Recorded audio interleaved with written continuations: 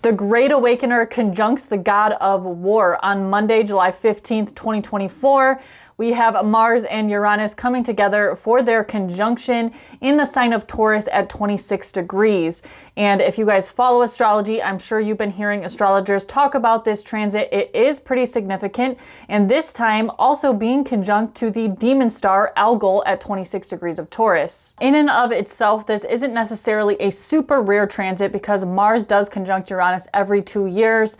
This time, it's just a little bit more significant because it is going to be conjunct the fixed star Algol. When I think of this energy, I can think of this being played out in a very typical manner with Martian and Uranian energy. So think of unexpected changes, accidents, surprises, nervous tension, restlessness. This is very erratic and sporadic, and it's breaking through some sort of limitation. Remember, this is happening in the sign of Taurus, which is fixed Earth. Of all the fixed signs, Taurus to me is the most fixed, if that's possible. Mars is our will, our power, our energy, our desire, our sexuality. It's our anger and our aggression. And Uranus is rebellion, revolution, sudden changes, surprises. It has to do with the nervous system and electricity. It is lightning, it is earthquakes, it is shocks to our nervous system or sudden changes or sudden shifts in direction. A higher octave of this energy is like breaking free from some sort of stuck or fixed pattern in our lives. You're definitely going to want to see where this is happening in your chart, where 26 degrees of Taurus is in your chart. If you have any planets in the fixed signs from like 23 to, I would say, 28 degrees of the fixed signs, Taurus, Leo, Scorpio, and Aquarius, this is going to be highly significant for you. So these are radical shifts, revolutionary shifts. Could be internalized, could be externalized. It's going to depend on the individual and the individual chart. But these are shifts in our perception and how we're exerting our will, our desire, and our force. To me, when I was looking at this, it was almost like a Kundalini activation, right? Because Mars is really the lower chakras. It's our desire, our sexuality. Kundalini is sexual Shakti energy. And this is awakening that. It's bringing it up from the base of the spine. And we're exerting that into the physical world. So this can be a highly ambitious and determined combination if we're utilizing it correctly and in the higher octave of this energy combination. Mars also represents cutting. It's literal cutting. So if you have any like surgeries planned around this time, I would consider rescheduling those just because I don't recommend it. But that being said, on a metaphorical level, Mars represents cutting. So this can be like cutting something off, cutting away a limiting belief pattern or a fixed way of being or seeing or doing things. And Uranus is liberating us from that. It's enabling the cutting away of this certain part of the psyche. This can be a highly sexualized energy, so do with that what you will, but this can be used for the betterment of your soul or for the detriment of your soul. It's really all about how you utilize it, how you alchemize it in your personal life. Now, I have mentioned this in several other of my horoscope videos over on my YouTube, but I have seen conjunctions of Mars and Uranus in the charts of friends, family members, and clients show up as freak accidents just from really not paying attention to what you're doing. Sometimes it has nothing to do with what you're doing, but just pay attention. Be careful if you're driving or operating heavy machinery or, doing anything that's a little bit sketchy or, on edge. Just be careful because this is an energy of accidents 100%. And because this is a highly energized time, I would definitely recommend Mars is a planet of our energy and our will, and it's our activity and the energy that we're outwardly exerting. So we're going to need to be able to release some of this, especially because it's conjunct Uranus, which represents the nervous system. So nervous tension, anxiety, and nervous system disruptions can be extremely highlighted with this transit. We're going to need to be able to exert that energy in a productive way. So exercising, meditation to calm the nervous system, or breath work if meditation isn't your thing, things that can get the energy out of us, but then calming the nervous system down as well. Uranus also rules things like the internet or technology, so there could be activations or revelations in, technology or cybersecurity or banking. This is definitely an energy of finance with it being in the sign of Taurus. This Taurus-Scorpio axis is definitely an axis that we look at in regards to finance. So there could be activations to technology and or banking and finance.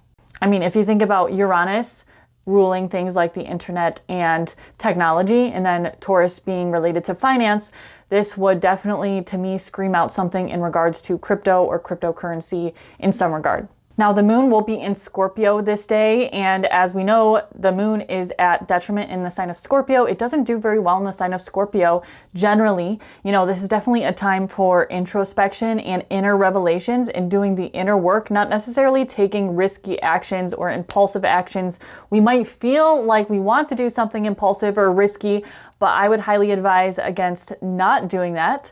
That being said, there is a yod that's being formed. It's almost exact at the time of this conjunction with the moon, Jupiter, and the North Node in Aries, which I will get to in just a moment.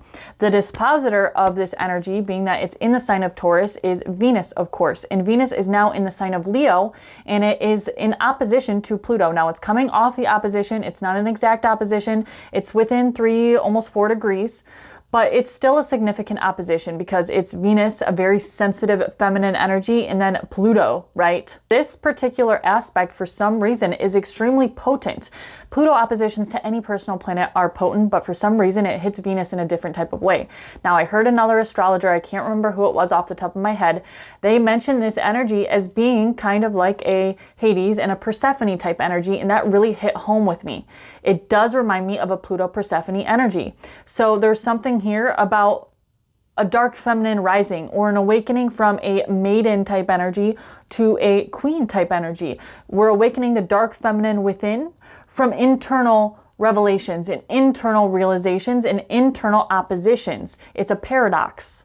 Now, I did mention that this conjunction of Mars and Uranus is happening in conjunction with fixed star Algol, or the demon star Algol, and it kind of gives it a demonic type flair. I don't believe in demons per se or the devil per se, but it gives that flavor or energy or frequency, right?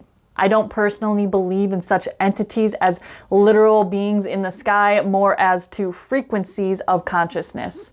Now, it is interesting because Algol sits in the head of Medusa in the Perseus constellation, if I'm pronouncing that correctly, and this is really an energy of Medusa. I'm not going to get into all of the ancient associations with fixed star Algol with a conjunction to Mars. Obviously, the ancients didn't know about Uranus, so we don't really have any ancient associations with that. But also keep in mind that ancient astrology really focuses on the negative. It wasn't necessarily where we're at in modern astrology today, so that's why I kind of steer away. It's not my vibe. I mean, I do look at these things and I study these things just to reference and take what makes sense. As we've studied astrology and we became more knowledgeable about how things play out in the skies and here on Earth, we can kind of take what the ancients said with a grain of salt.